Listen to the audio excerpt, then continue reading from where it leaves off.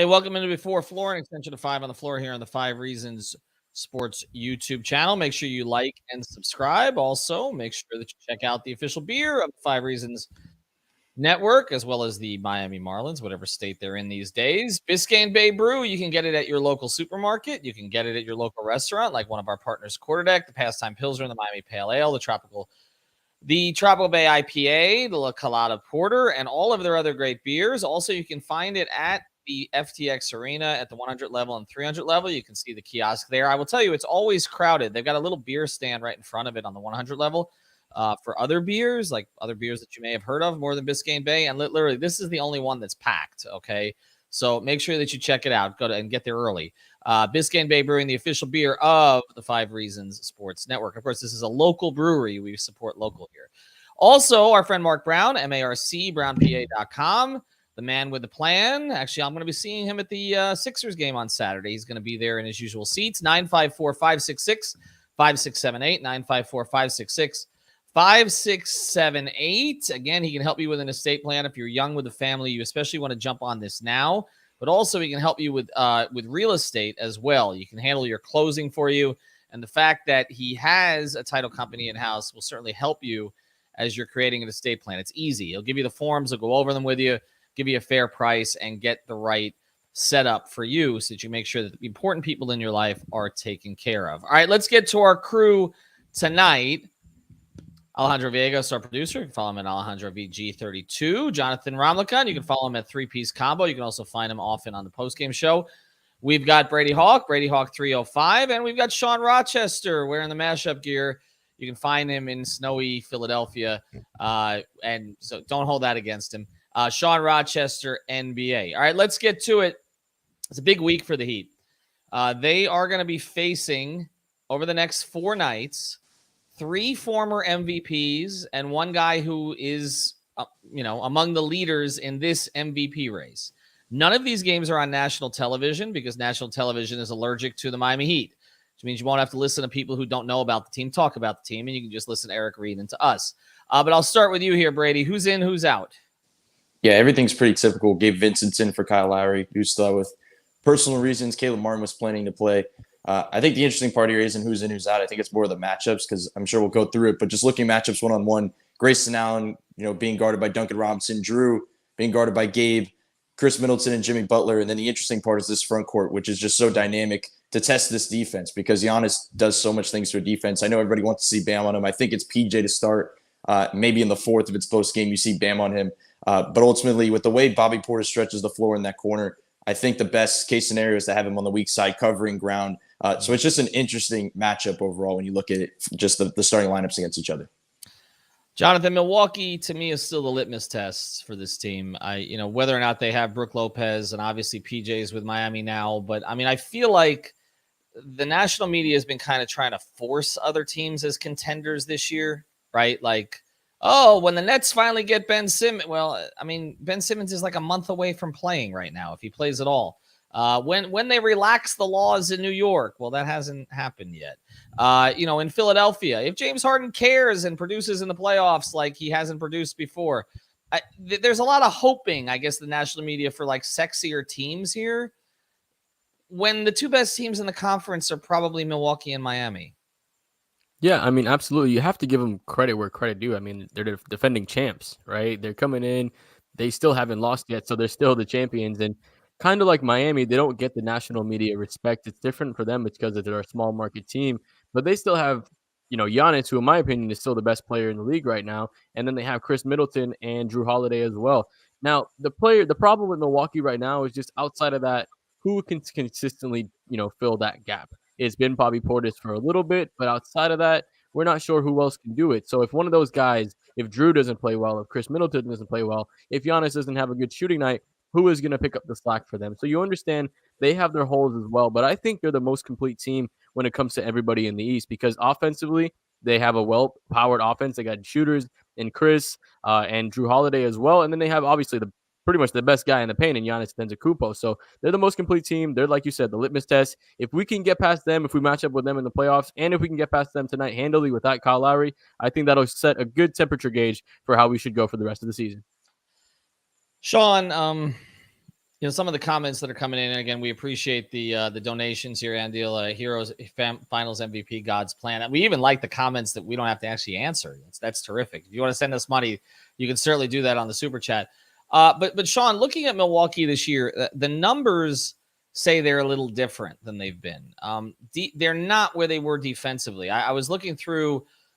We did this yesterday. We were kind of looking at Alex and I at Defensive Player of the Year candidates, and one of the knocks against Giannis is that his team is not up there in the top 6 or 7 on defensive rating, pace adjusted, any of it, like say Draymond's team is, like Rudy's team is, like Bam's team is.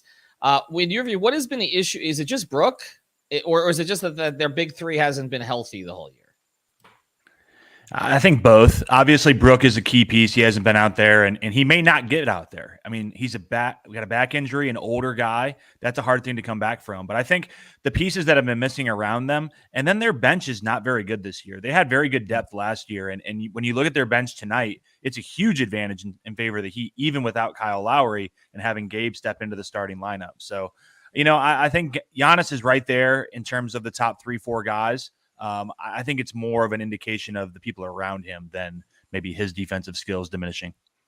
Let's talk about something I talked about on Starting Nine today. David Sassone, when do you think Oladipo will make his debut? We've been projecting March 7th against Houston. Nothing I've heard over the past couple days has tilted me off of that. By the way, Markieff Morris is close too. I know they sent him. I know he's home. He's not with the team. I wouldn't be surprised if he's back for the Houston game also. I think they might get them both back the same game from what I'm hearing. But let's get to something I talked about on Starting Nine today, which is Colin Cowherd's comments about the Heat. And we know that Colin doesn't follow the Heat. He probably hasn't. I don't know if he knows who Bam is yet. But I actually thought that this comment was close enough to what we've talked about that it's worth discussing. In your view, Brady, are the Heat more of a because we know what we said before the season. Are the Heat more of a regular season team the way they're built? Are they built for the regular season, or are they built more for the playoffs?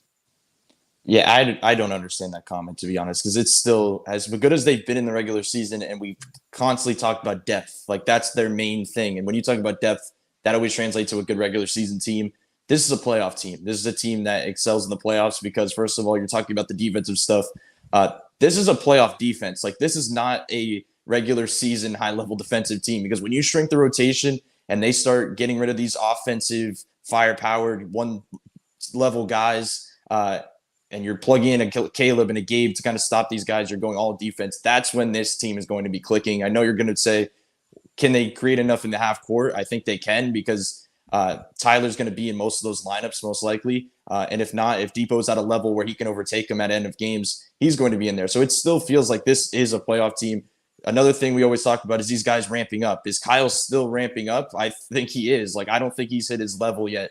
I still think there's going to be playoff games where you say, like, this is the best we've seen Kyle Lowry play. And that's kind of the way I come down, that this is a team that's built for the playoffs.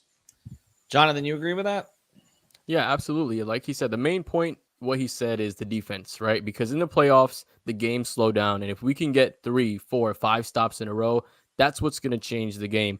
Offense matters, but as long as we're rebounding and we're getting defensive stops, that's what's going to make the game swing in our favor. Another big thing is our star player thrives in that slower half-court game where he can get to the foul line, where he can kind of manipulate defenses. And now we don't only have one person who can manipulate defense. We have Kyle Lowry who can manipulate defenses without even doing anything, just directing traffic. So to Brady's point, I think we have the depth with Victor Oladipo coming back. With PJ Tucker, I think people sleep on how clutch PJ Tucker has been all season long. That man has hit big shot after big shot this season. I would say about 5 or 6 games, he's hit big shots with at least 3 minutes to go. So he's continuing to prove himself as a great, shooter, spacing the floor next to Bam in that corner, and he's continuing to be clutch. I think this team is really more of a threat for the playoffs. All right, before I go to Sean on this, do want to mention prizepicks.com. Use the code 5, FIVE, get your initial deposit matched. A couple things we like tonight. If you get a chance to check it out on the YouTube channel, I did an episode with Eversol and Friedman. I like Gabe over 10.5 points tonight. I feel like the opportunities will be there for him. I like Duncan over 2.5 threes tonight. Milwaukee gives up the threes. He's on the road. I think this is a night that he gets up 7 or 8 or 9 of those, and I think it's a fair bet that he hits 3. Bam is at 18.5 points. I would probably play that over.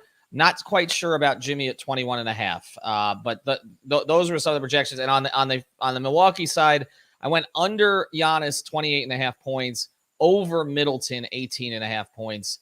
Chris Middleton is always a volume shooter against the Heat. Not always efficient, but I do think that he'll get his looks, particularly if Jimmy's freelancing a little bit. So I would anticipate with that. Let's get to, and again, use that code 5, FIVE, get your initial deposit matched. Sean, this week, okay, the significance of it, beyond the fact that you can make kind of a statement, is that you can pretty much wrap up the tiebreakers against everybody of significance, right? I mean, you already have it against Chicago. You win tonight, you have it against Milwaukee. I don't think it's going to be an issue with Brooklyn because they're so far back, but you would wrap it up tomorrow night. And you could wrap it up with Philadelphia if you get it on Saturday. I mean, all of these things, I mean, you don't have it with Cleveland and Boston, but I just don't see those teams jumping up into the Heat's position in the last 20 games of the season. So pretty much, I mean, you're positioning, you win 2 out of 3 this week. You start to lay odds. This is going to be a 1 seed. Yeah, absolutely. And it's setting it up that they only have to play about 500 ball, a little bit better than that, and they'll wrap it up. The margin as the games get shrunk, you're only going to have so many games left to catch up. So, I think tonight's the hardest, being on the road. I think the Bucks kind of have something to prove. Tomorrow in Brooklyn, I'll be there in Brooklyn also, but I think only KD is, you can kind of focus in on him. He'll probably be on a minutes restriction, and they don't have their other guys. So I think that's a game that we'll be favored in. And then the Philly game, they're going to be on second night of a back-to-back. They'll play Cleveland the night before. They're going to fly to Miami on a Friday night. You bet your bottom dollar that James Harden is not going into his hotel room and tucking in at about 11:30. He will be out late. He will be hung over the next day. We will get a dub on Saturday. You can guarantee that.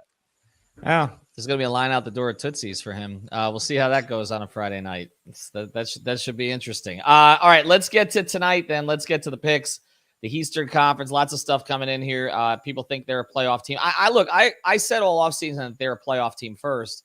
I understand the argument because I've made the argument that Colin was trying to get at, I think, but he hasn't actually watched the team, which is that your best players play more minutes in the playoffs. And so then it becomes very simple for the national guys who only follow the best players. Okay, they don't know the other guys, to just basically say, well, I'll take an Embiid and a Harden over a Jimmy and a Bam, or I'll take a Durant and a Kyrie, if Kyrie's playing all the time, over a Jimmy and a Bam, or any of that kind of stuff. Okay, or to a certain extent, Giannis and Drew, or Giannis and Middleton. But I think that mistakes the fact that in the playoffs, yes, the roles shrink, but you need, as Brady said, versatile players that you can plug into certain spots. And Miami has more of those on their bench. And you don't really have a concern with Miami of like these guys with the lights get too bright shrinking. I don't think any of them are going to. But if they do, let's say that Caleb Martin can't perform in the playoffs. They have other options, okay? Let's say that they rely on Strus and it doesn't work. You play Vincent more. Let's say that Hero goes through a bad stretch. Oladipo closes. It's just like they have more answers. I said this the other night. They have more answers than any other team in the East. They don't have the best player, but they have more answers than any other team in the East. All right, let's get to something. I do want to mention one other thing. We have launched Off the Floor. You can check it out from my Twitter account. This is extra content that Brady and I and Alex and Greg will be offering. We've already gotten over 30 subscribers there just today, and we're just offering constant content there. If you are subscribed there, and if you listen to tonight and tomorrow before floor, you have a chance to win a T-shirt. Okay, I'm going to give you the first name. Okay. I'm going to give you a player's name, and I have another player's name tomorrow. Player's name is Alston. Okay, for Alston. That's the first one. I'm going to give you another player tomorrow that starts with the letter B, and but you have to be subscribed there, and you're going to have to watch tomorrow to get the player name. Okay. All right, let's get to the picks tonight. We'll rotate back the other direction. Sean. I'm going to say Heat win. I just don't feel like I can doubt them at this point, but it's going to be a tough game. Brady? Yeah, I think, first of all, Caleb Martin planning to play. He's a buck killer. So that'll be interesting to see what happens there, because if anybody brings up this Heat season and thinks about what their favorite moment is of the season, it's that Caleb Martin game. So I'm intrigued to see him play. But another thing about that specific game that I want to bring up is PJ Tucker probably had his best game of the season, and it's because he was playing Milwaukee. Now he's in Milwaukee once again.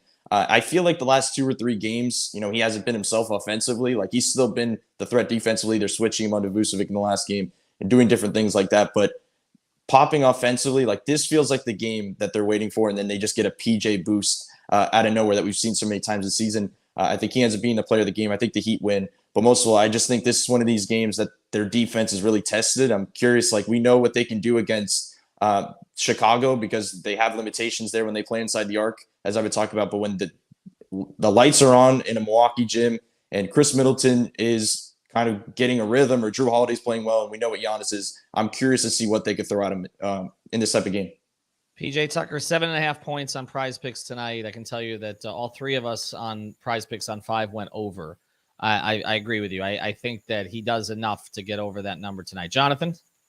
Yeah, I think to Brady's point, this is a playoff field game tonight. Like this is going to have heavy playoff implications as well as just that vibe. I think this is a game where it comes down to the last 4 minutes, and it's going to come down to, like, again, what Brady said, it's going to be the Heat defense. We're going to have to get a couple stops in a row, force a couple of turnovers, and make sure that we just get it at the end. I think this is a game that's going to come down to late game execution, and I'm very curious to see how they do that without Kyle Lowry. But I do think we pull it off. Like you said, I think Duncan has a game because typically against the Bucks he does. And I think the Heat get a win. I say 109-105. Well, I picked Chicago the other night, so I'm in full retreat at this moment because you could tell from the beginning that Miami had the energy. I'm uncomfortable with this back-to-back. I think they split it.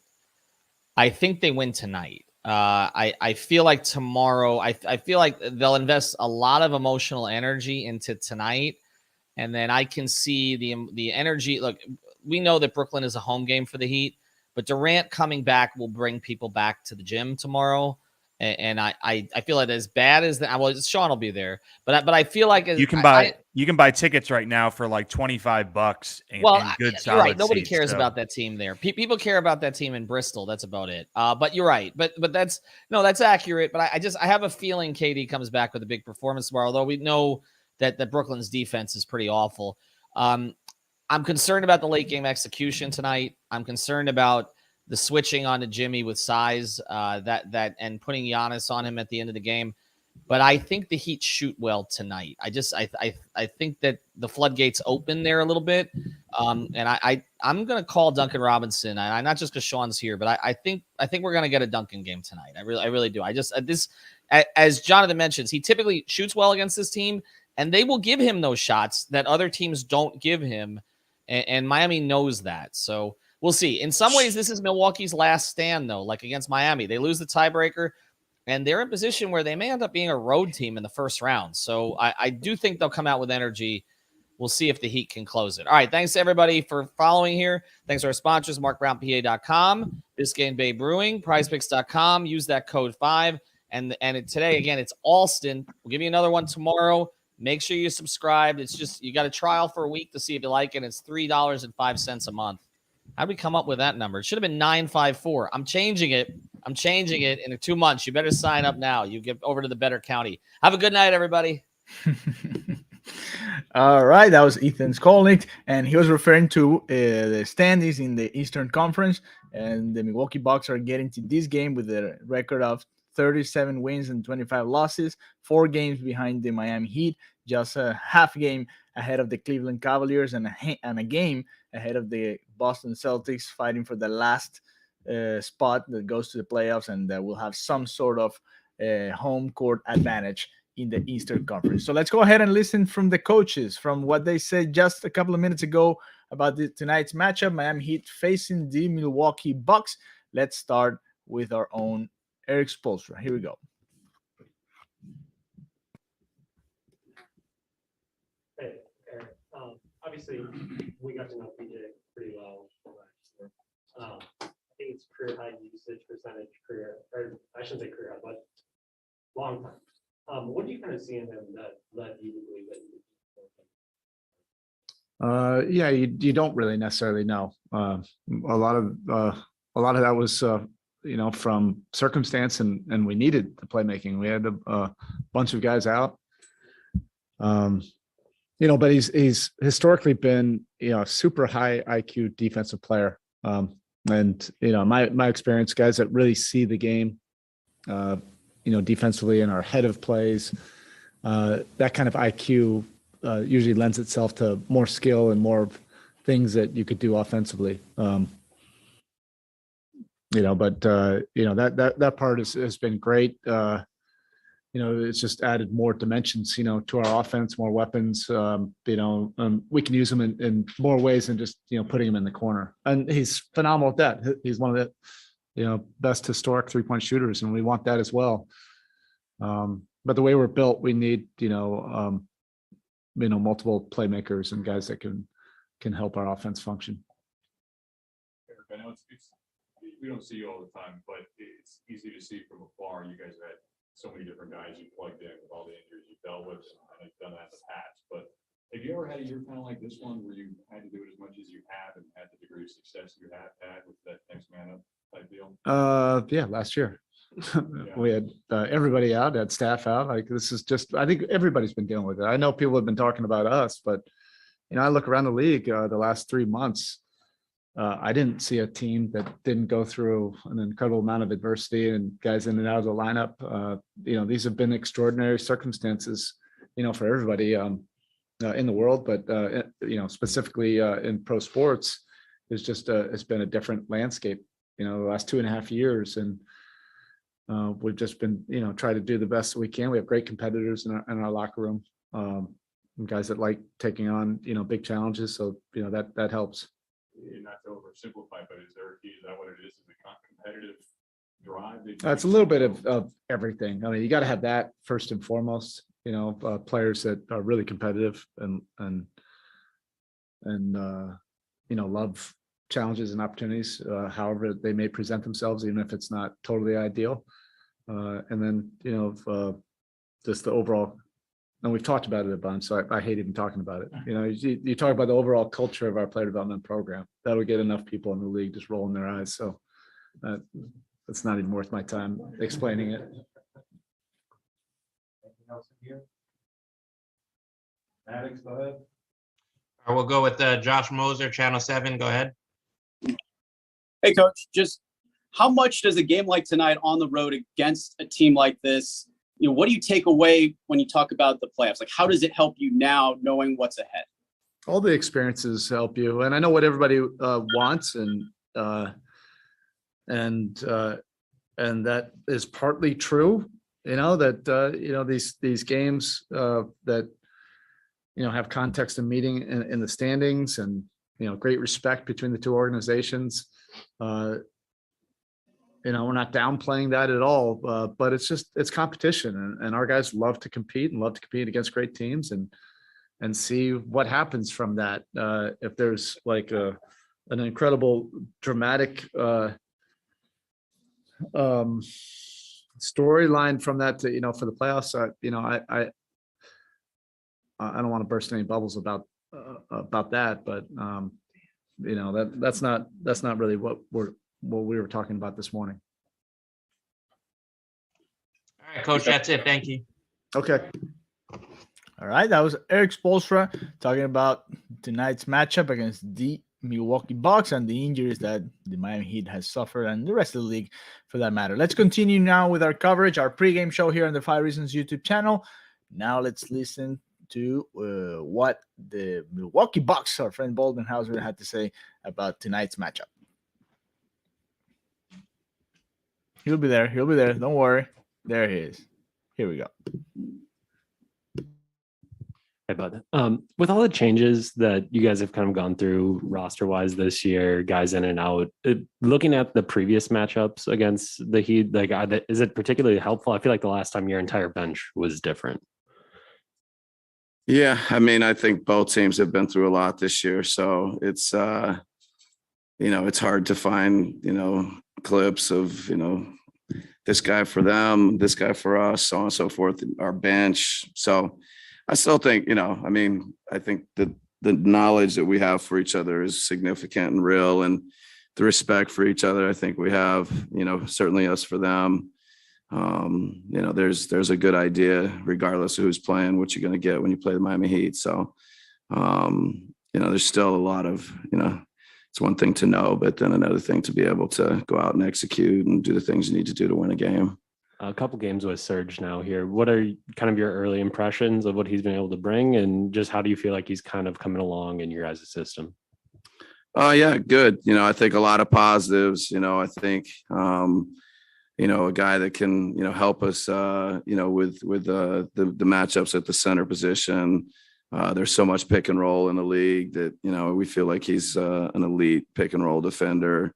Rebound, can space and make threes, knows how to play, brings a physicality, a toughness, veteran.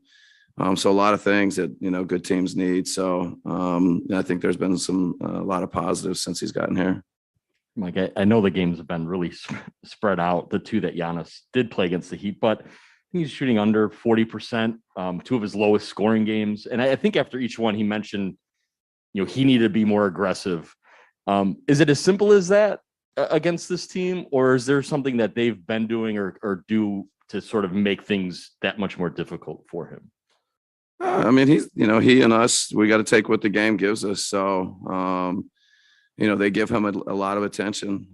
They also have good individual defenders. So, if there's a crowd, he's got to play with the pass, and we got to play well around him. If he has one-on-one opportunities, he's got to take advantage of those and execute and get to his spots and get to his shots. But I don't, it's never as simple as just be more aggressive. But, in the heat of the moment, after a loss and things like that, I think, for him to have an aggressive mindset, for him to come out and put his stamp on the game and know how important, his toughness, his physicality is, that's a good thing for us. All right, thanks. All right, that was it. Thank you guys for joining us today on the pregame show. Now we're going to go ahead and play. Now I see you guys talking about Bam Adebayo. We are going to play that podcast that the guys did on Bam, and maybe if he does have a chance to win that Defensive Player of the Year award this season, we know he deserves it. We think he should have it, but I don't know.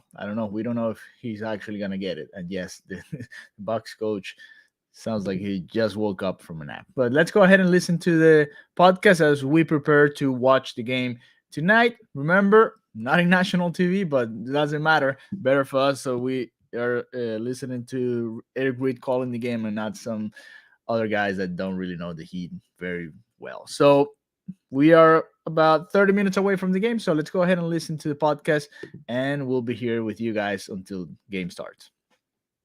Welcome to the latest episode of 5 on the Floor on the 5 Reasons Sports Network. Thanks for joining us on your favorite podcast app. We're on Podbean, Spotify, Google Podcasts, Apple Podcasts. We're also on Dash Radio on their Nothing But Net channel every single weeknight at 7 p.m. Check out 5 Reasons YouTube. Make sure you subscribe. You'll get all of our content. You'll get a notification when the live streams start. Before Floor, an hour before every game. Post up 5R as soon as the Heat game ends. Also, 5reasonsports.com. Plenty of new NFL Dolphins draft content up there, free agency content, in addition to the great work that Brady Hawk does with the takeaways on the Heat. We do not have a paywall. And check out the great sponsors of the 5 Reasons Sports Network. This is a returning sponsor. We appreciate them. A lot of people have benefited from them. If you're talking about culture, You Break Wheel Fix is the wheel repair, refinish, and custom wheel specialist, offering the big three of all your car wheel needs with over 20 years of experience. They're based right there in North Miami. They repair damaged wheels from curb rash, cracks, or bends, all under one roof with in-house powder coating, machining, and polishing. They also offer new custom wheels and tires from your favorite brands such as Voss and Fortiago. I knew I was going to pronounce that incorrectly. Fuel Off-Road, just to name a few. They now even offer no credit check financing up to $5,000 for a new set of wheels. Fast turnaround times on all repairs, and even provide loaner wheels in many cases. You Break Wheel Fix, your total automotive wheel solution, located in North Miami, right off of Biscayne Boulevard and Northeast 146th Street. So check out their great work across all social media, Instagram to Facebook, You Break Wheel Fix, or online at youbreakwheelfix.com. Or you can call Mark and his team at 305-748-0112. That's 305-748-0112. You Break Wheel Fix, changing the way you see wheels. And now, tonight's episode. Down to Biscayne. Yeah. 5 on the floor, ride for my dogs. Where here's the thing, you can check the score. Hustle hard, couple scars, wearing bubble frauds. Just like Bucker said, you in trouble, y'all. Kept the floor playing, got it all banned. Y'all seen the block, stop with one hand. And Pat, we trust, it's about have the guts. We're here to bring the heat, y'all can hang it up. Welcome to 5 on the Floor, a daily insider show on the Miami Heat and the NBA, featuring Ethan Skolnick, Greg Sylvander, and Alex Toledo, plus others from the 5 Reasons Sports Network. All right, Ethan Skolnick back on 5 on the Floor. Here's tonight's floor plan. I got Alex Toledo. You can follow him at Tropical Blanket. We do want to mention one thing here.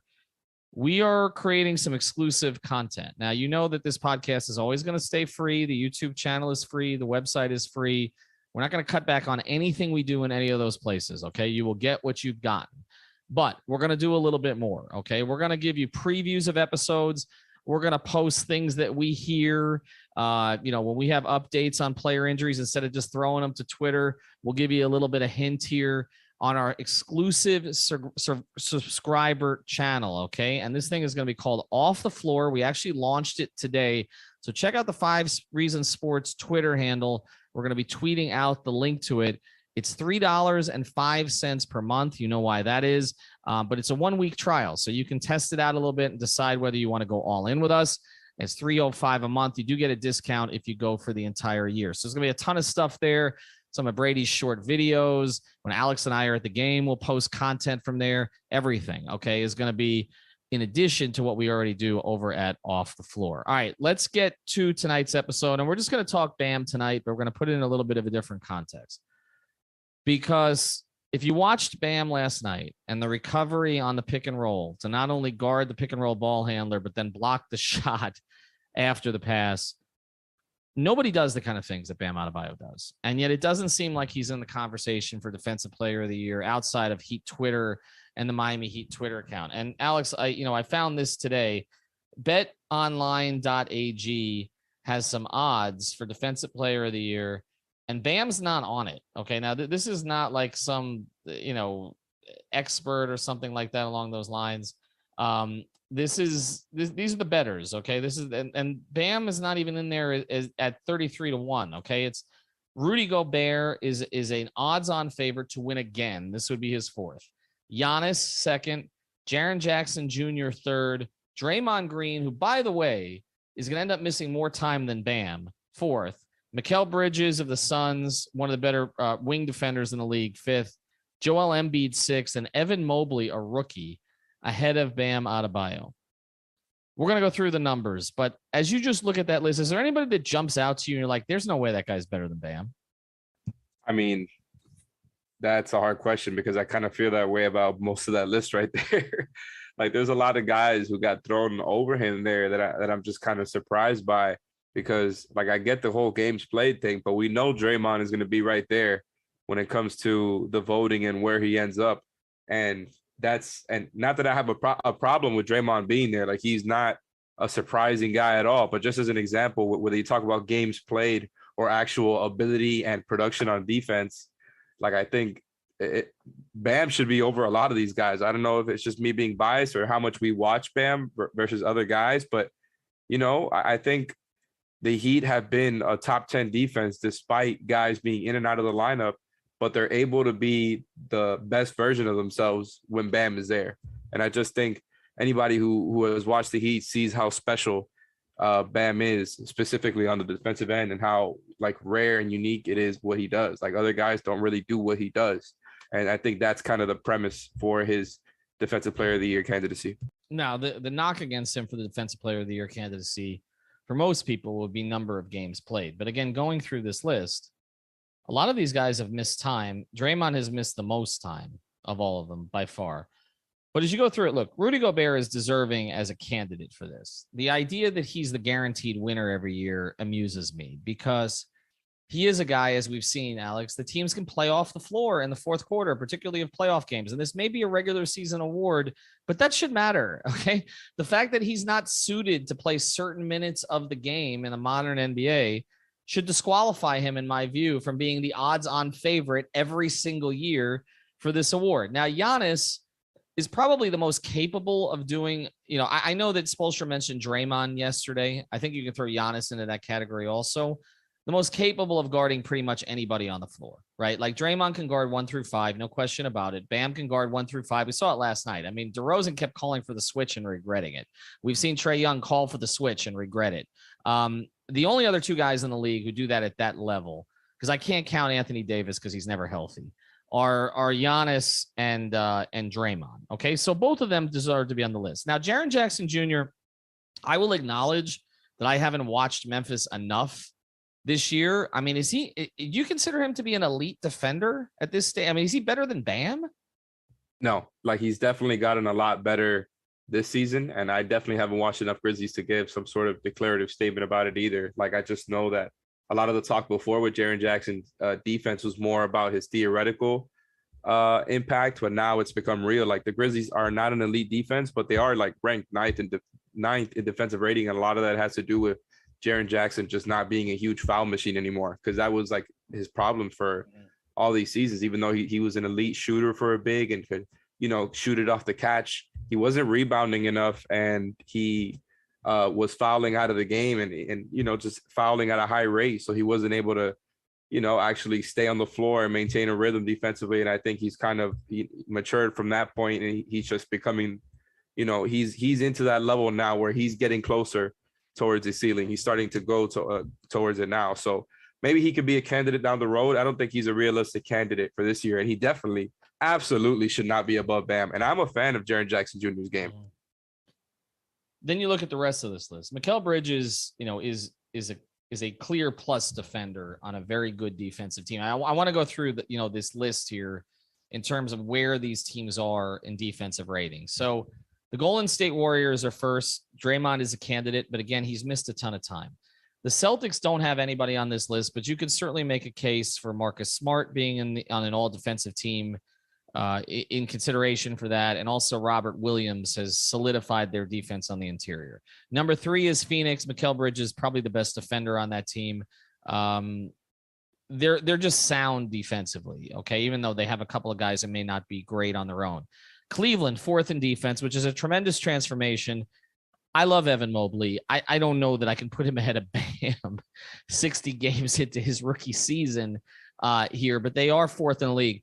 Dallas has been the single biggest defensive surprise in the league. I don't think anybody anticipated they'd be this good defensively. We saw what they did against Golden State the other night. They did the same thing against the Heat the other night. They're able to switch with size. They're able to cover up Luka's deficiencies. I mean, Jason Kidd deserves credit for what Luka's actually gotten a little better at D. He's not a complete ghost. Yeah, but again, he's not a plus guy. And I mean, you look at Atlanta and you look at Dallas, and you've got 2 guys who, Trae doesn't defend, but Atlanta, even with Capella, can't cover that up. Dallas has managed to cover it up. So I give Kidd credit. They don't have a candidate here, though. The Heat are 6th in defensive rating, even though they've missed Lowry for extended period of times. After the break, we're going to talk more about that. They've missed Jimmy for a period of time, and they missed Bam for a long period of time. It's remarkable that they're 6th in defensive rating, and they likely would be higher if everybody had been healthy. The Clippers are 7th in defensive rating, and they haven't had Kawhi most of the season. There is no candidate there, though. We mentioned Memphis at 8th. I guess they put Jaren Jackson there. And then you get to Philadelphia at 9th, and they have Embiid on this list too. Now, Embiid's candidacy for MVP is legitimate. I don't see him as a defensive player of the year candidate, Alex. Yeah, and I mean, he's a candidate for that every season. I get it, because when you talk about rim protectors, it's kind of Gobert and Embiid. And I think Giannis is not too far behind, but I think those are just the 2 best rim protectors that we have. Even though I'll slightly tip it to Gobert there just a little bit, but obviously Embiid just does so many other things better. I think this is not the season for Embiid to win. And look, if Simmons were actually playing throughout that whole ordeal, even if he was upset and absolutely did not want to be there, just his baseline level of defense might have gotten them to a higher place, and might have Embiid with a real candidacy right now. But I don't think this is the year for him. I think like Mikal Bridges is definitely the best Suns defender. It would be weird for him to win Defensive Player of the Year. Not that he isn't a really good one. It's just more of like, okay, he's the representative for this really good defense where we have. Whereas like with Draymond, I feel like if it's not Bam, I kind of want it to be Draymond, because I think it's ridiculous that Gobert has 3 and Draymond only has 1. And I think one guy, if you were to poll it, like who's the best defender of this generation or this era, this decade, I think Draymond would win that poll. So maybe that's a dumb way to vote, but the fact that the Warriors are have been the best defense in the league for pretty much this entire season, we know how important Draymond is, whether you're talking about this season or other seasons. And even though they've won without him, I firmly believe that would not replicate over a season, that they would be an elite defensive team without Draymond. Like, I just think despite coaching, despite everything, Draymond is kind of generational when it comes to defense. So I think giving him the award this year would actually make a lot of sense compared to these other guys.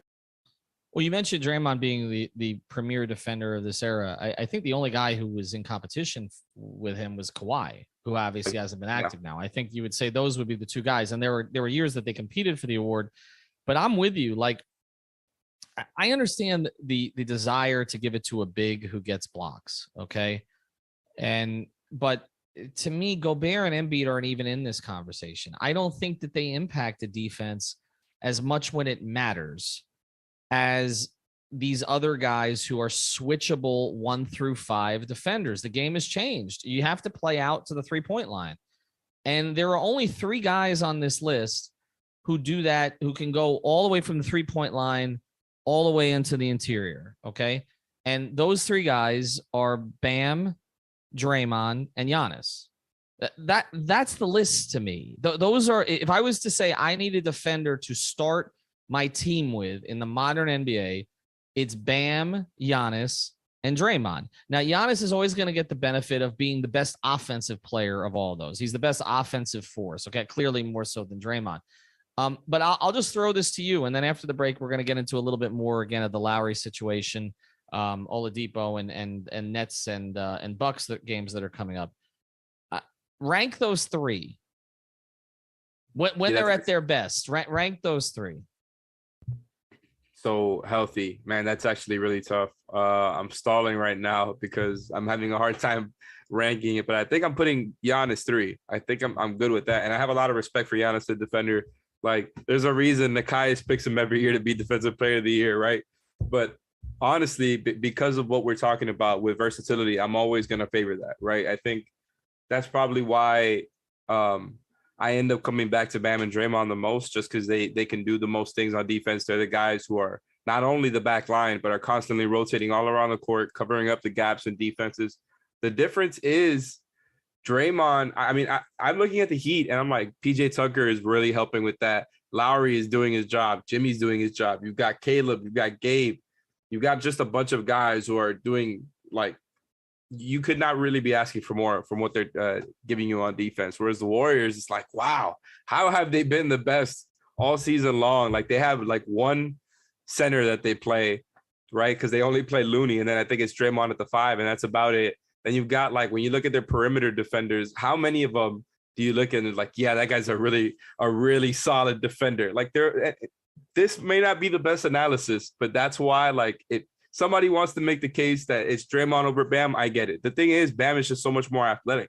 So I think Bam is capable of doing more. I'm just ultimately impressed with the way that Draymond is able to cover up for people and the speed at which he does it at. I think that's the real difference. Whereas, like, Bam is more athletic defensively, Draymond kind of process things quicker. Do you disqualify either of them for playing roughly 55 games? Because I think that's where they're both going to come in at, is playing basically 2 out of every 3 games this season. And they've both been really durable players. That's the thing, right? Like, this is exactly not necessarily their fault. Like, it's between the past couple of seasons, it's hard for me to get too down on guys who really deserve it if there's not other people who played a lot more games who are on a similar level of deserving. You get what I'm saying? Like, I feel like Bam and Draymond to me are just on a different tier than these other guys. Maybe I'm not giving the other guys enough love. Like, there's a lot of other teams who have been elite at defense all season. Like we mentioned, the Celtics, the Suns, the Cavs. Mobley wouldn't be my guy for the Cavs. It would probably be Jared Allen. Like, Mobley hasn't had to be the backline guy. But at the same time, Allen has had Mobley with him. So it's like they really help each other out. The whole thing is like, any of these elite teams, I think, have deserving candidates, but I'm always going to say that Bam and Draymond are the 2 best defenders in the league. And I think, like, these past couple of seasons, it's hard to be down on them for missing games. And with that said, and this is the best nickname I've ever seen for Rudy Gobert that's come in through the Twitterverse. Baguette Bayumbo is going to win the award for the fourth time. I think we know that that's going to happen. So Nah, I don't think so. You don't think Gobert's winning? No, definitely not. I think the tide has turned on him. I think the narrative has turned on him. What we're talking about, I think, is going to be the national narrative. And also, the Jazz have just they haven't been a top 10 defense all season. Like, let's make all the jokes about Gobert getting played off in the playoffs. You cannot run drop defense properly if your perimeter defenders are not getting over screens and constantly staying attached. And look, give him some help there, because Donovan Mitchell does a lot. I love Donovan Mitchell. That's not what he does. So if you're going to have Gobert there, you got to have the right guys to be able to defend at the perimeter, and the Jazz just don't have that. So it's hard for me to blame Gobert sometimes. All of that being said, he's not deserving a Defensive Player of the Year this year. Well, I'll tell you this. You're going against the bookies here because Gobert is a prohibitive favorite everywhere, and Giannis is a distant second. So Planting my flag, Gobert's not going to win. I'd be shocked if he won. That's how I would feel. like to think that, but I was one of these voters. I know how these voters are, and they default to a name. They haven't watched all this stuff like you have and like others have, and they're just going to default to the name. And they're going to try to justify, okay, Draymond played this many games. If the Warriors finish strong, that they may give it to him. I don't think Bam has any shot. I appreciate that the Heat have started this campaign a lot earlier than they did last year, because I think if they'd started it earlier, he would have had a better shot. But I think it's fallen on deaf ears. I've said this repeatedly. There's only one award that the Heat really have a chance to win, and that's Hero for Sixth Man. And if you look at that award now, Kevin Love and Kelly Oubre aside, okay, that should be an easy vote. Okay, Tyler Hero. But, Spoelstra's not going to win Coach of the Year.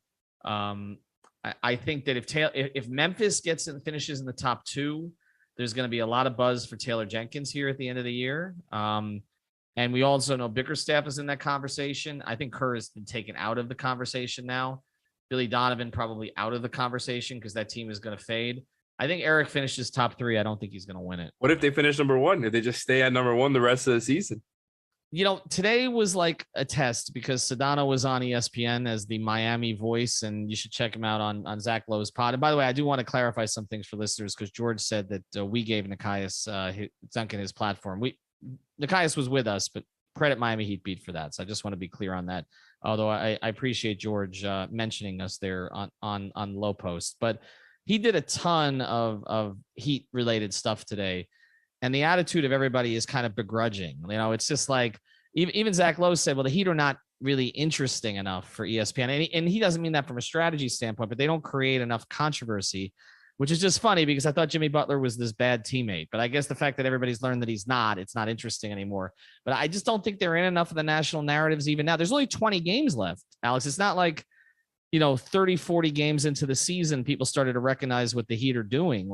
There's not much time. I don't think that they can build a narrative for anything but Tyler. I think that's the only one. All right. When we come back though, we are going to talk about the next two games here briefly. I want to tell you about another great sponsor, the 5 Reasons Sports Network. You got to go sign up for this one. Okay. Because everybody needs internet security. It's called NordVPN. All right. Online security starts with a click.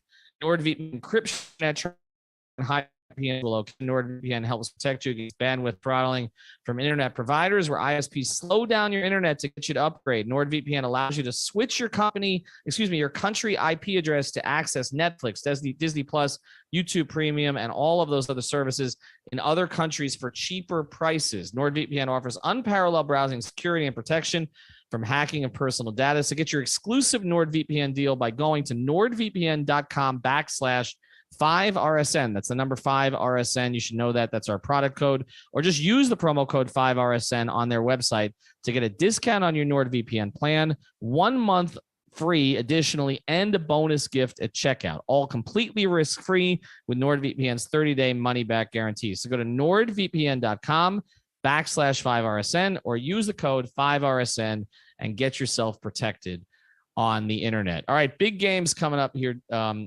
Alex.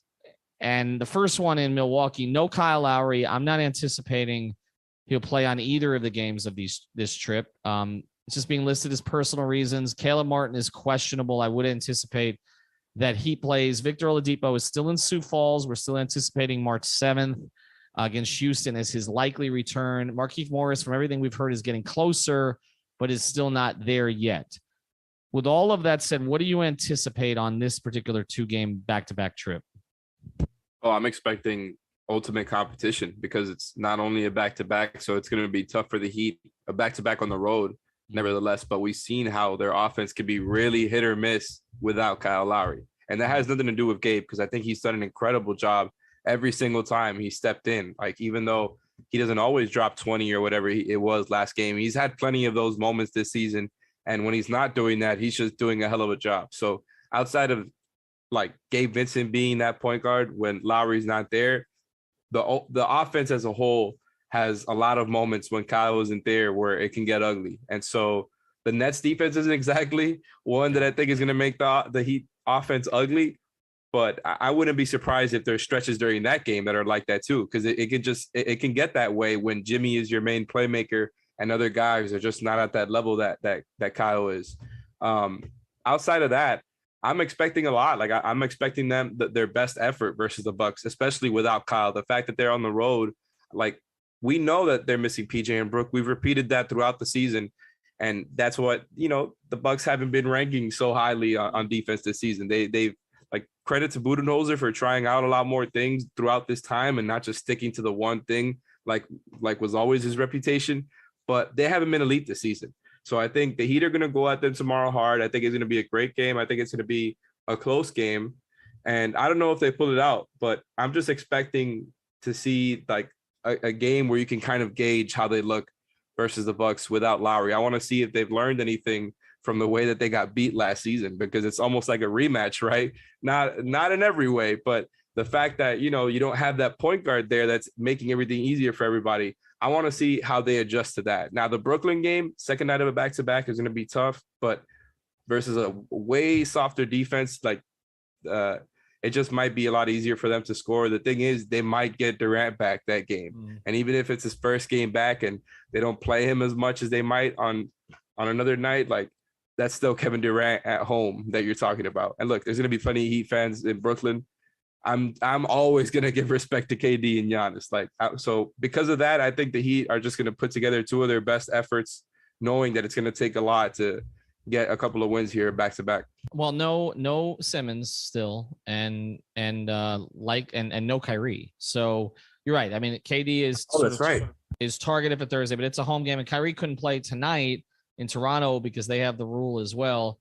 I will say this. I think that if you're Miami, it's challenging because you don't really want to see Brooklyn in the first round, clearly, and so like you keep knocking them down to the 8th spot is probably not ideal.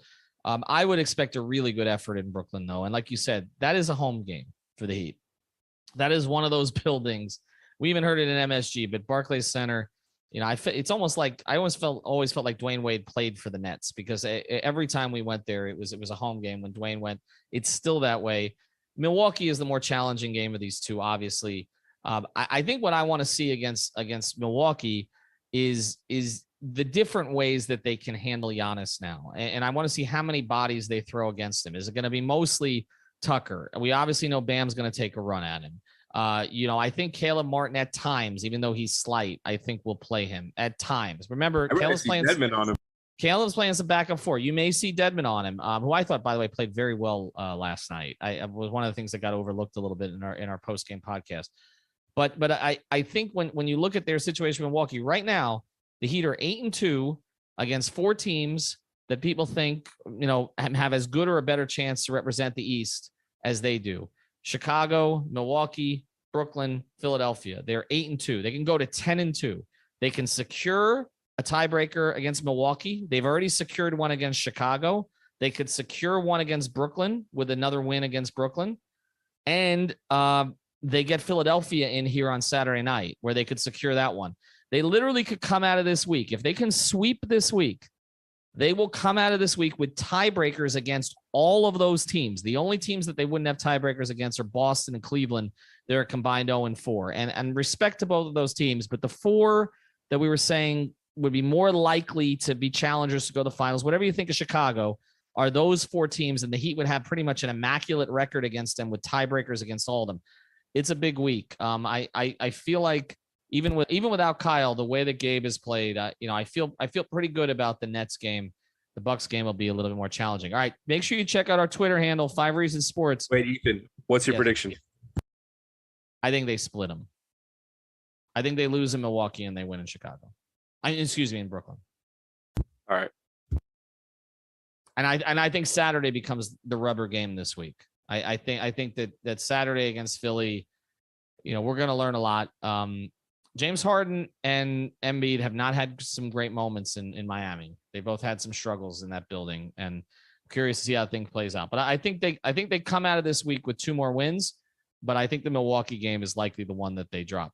All right, make sure you check out again our Twitter handle, Off the Floor. You're going to want to subscribe to that. Trust me, we're going to have content coming at you from all directions all the time beyond what we put on Twitter. Check out our sponsors, prizepicks.com. Should have mentioned that one. Use code 5 FIVE. Get your initial deposit matched. You want to play the NBA games? That's the way to do it. That's our official daily fantasy partner. NordVPN.com/5RSN for your internet security. And welcome back to the network. UBreakWheelFix.com. UBreakWheelFix.com. Reach out to Mark and everybody down there. We'll be back tomorrow.